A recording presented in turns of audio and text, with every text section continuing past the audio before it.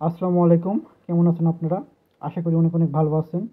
আগামী 23 তারিখ বাংলাদেশ পরিসংখ্যান ব্যুরোর চেইনম্যান পদে পরীক্ষা আছে। আপনারা অনেকেই পরীক্ষায় অংশগ্রহণ করবেন। তো আপনাদের কিছু দিক নির্দেশনা দিব। আশা করি আপনারা উপকৃত হবেন।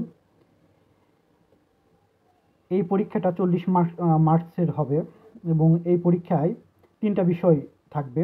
3টা বিষয়ে প্রশ্ন করা হবে। 1 নাম্বার হচ্ছে গণিত, বাংলা এবং ইংরেজি। তো আপনারা অনেক বেশি হয়তোবা পড়ে যান, তো এত কিছু পড়ার প্রয়োজন নেই। তো বাংলা দ্বিতীয় পাঠ এই পরীক্ষার জন্য খুবই গুরুত্বপূর্ণ।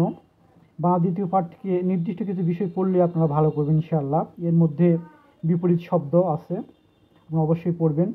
কারক আছে, সমাস, সমাস থেকে পড়ে যাবেন।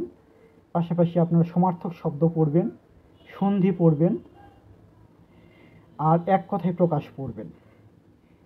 এগুলো থেকেই মূলত প্রশ্ন হবে এবং হয়তোবা 3টা করে, কোনোটা 2টা করে, কোনোটায় 5টা করে এইভাবে দেওয়া থাকবে। তো আপনারা ভালো করে পড়লে এই অংশটুকু থেকে আপনারা ভালো করতে পারবেন। এবার আসি ইংরেজি। ইংরেজিতে খুবই গুরুত্বপূর্ণ আইডিয়ম ফ্রেজ। আইডিয়ম ফ্রেজ ভালো করে পড়বেন। পাশাপাশি পড়বেন সিনোনিম অ্যান্টোনিম এবং পড়বেন রাইট ফর্ম অফ ভার্ব এবং ভয়েস থেকে প্রশ্ন হতে পারে 2-3টা। তো ভয়েস থেকে একটু দেখার চেষ্টা করবেন। আর পাশাপাশি কোনো প্যারাগ্রাফ আসবে না, কারণ 40 মার্কসের পরীক্ষা। আর পাশাপাশি আপনারা দেখবেন হচ্ছে সিঙ্গুলার, প্লুরাল এবং হচ্ছে জেন্ডারটা দেখবেন। জেন্ডার থেকে অনেক সময় প্রশ্ন হয় এই পরীক্ষায়। এবং পাশাপাশি এবার গণিত থেকে দেখবেন।